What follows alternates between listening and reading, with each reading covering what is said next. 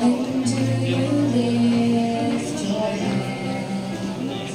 The justice of God's love was all that He demands. Even you deserve to die for all that you have done. But praise His name, He did not cast a stone.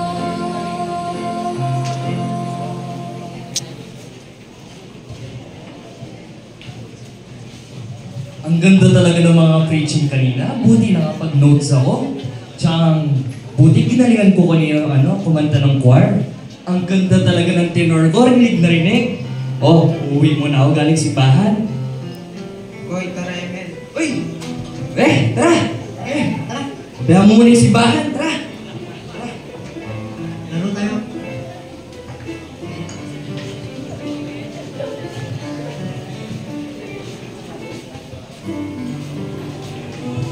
Is Jesus in you?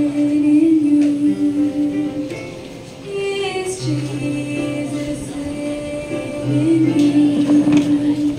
Could He hear His words in the words you sing? Is Jesus in you? In your eyes do they see His care? Could they see His love was there? Are you faithful? Is Jesus in you?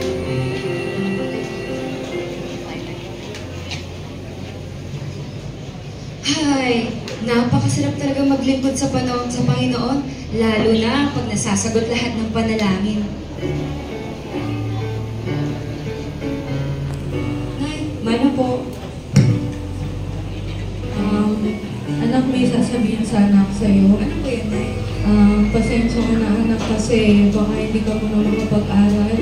Dahil kaming dalawa ng tatay mo nawalan kami ng trabaho at hiling ko sana sa'yo tulungan mo muna kami at makapagtrabaho ka muna anak. Pasensya na. Sige po, Nay. Panginoon, bakit parang napakahirap ang paglingkuran? Kailan lang sinagot mo yung mga panalangin ko. Ngayon, may pagsubok naman na binigay.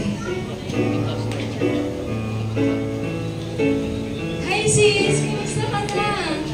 Sis, Sis, bukas may fellowship tayo, sama ka. hindi mo na ako makakasama. Pasensya na. Hindi sis, sabay-sabay na tayo pumunta, sumama ka na. Pasensya na. Wala akong ganang magsimba ngayon dahil punong-puno kami ng problema. Sa susunod na lang siguro.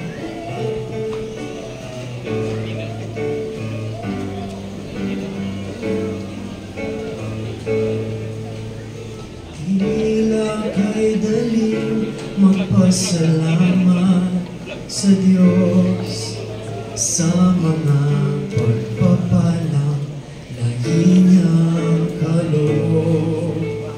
Ngunit kung may dusa, may kalungkutan, tila ba kay hirap ang siya'y pasalamatan? Tila ba kay hirap magbigay ng papuri kung mga kabigo ay nadaramang lagi? Natitirang pag-asa'y tila ba maglalago? Sana daramang paghihirap ng puso.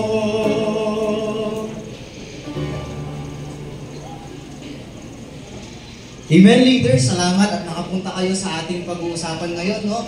At gusto ko lang kayong i-remind na encourage natin yung bawat mga young people na makakasama sa camp, no? Para naman ito yung magdahilan para mag-init sila minsan pa sa paglilingkod nila sa Panginoon. Sige, yun lang tayo bilangin. Amen. Sige, salamat sa inyo at see you na lang sa next camp.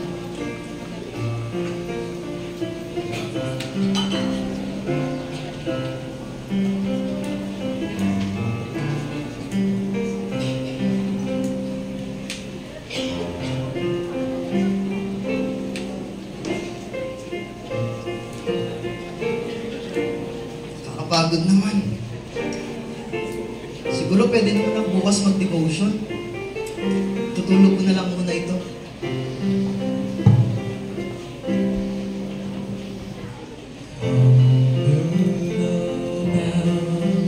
We're serving the Lord. We're filled with the Word, but not with God's Word. Please come to Him now. Confess all our sins to cleanse us from pride that lies hid within.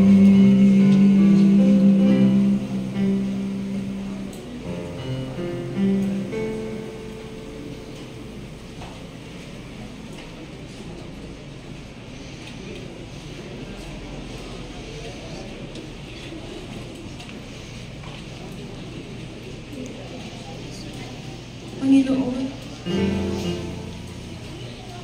kung hindi po ito ang inyong kalooban sa akin, tanggalin niyo po sa puso ko, Panginoon. At tulungan niyo po ako, Ama, na maglingkod po ng tama sa inyo. Hindi ko po inihiling, Panginoon, na magkaroon po ng mataas na posisyon. Hinihiling ko lang, Panginoon, ang pagkakataon na ibigay mo para mapaglingkuran kita. At may pakita ko gaano kita kamahal. Dahil minahal mo ako ng masigit na kaya kong suklian. Kayo na po ang pumilo sa puso ng aking mga magulang.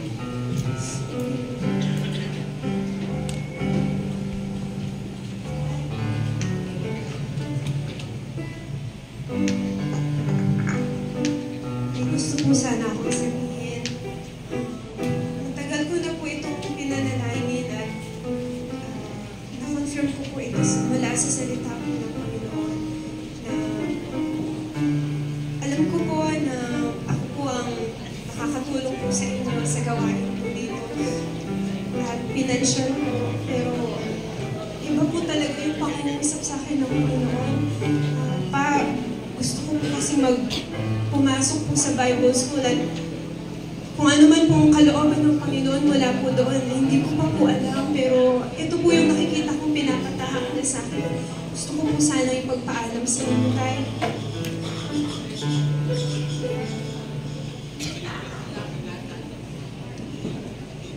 Sabi mo na sa natin mo.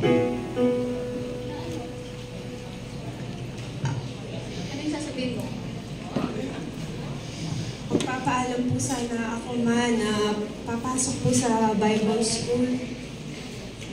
Na naliwanagan po ako na ito po yung leading po sa akin ng Panginoon. Nak, di ba nakapagtapos ka ng pag-aaral? Ba't ka papasok sa Bible School ngayon?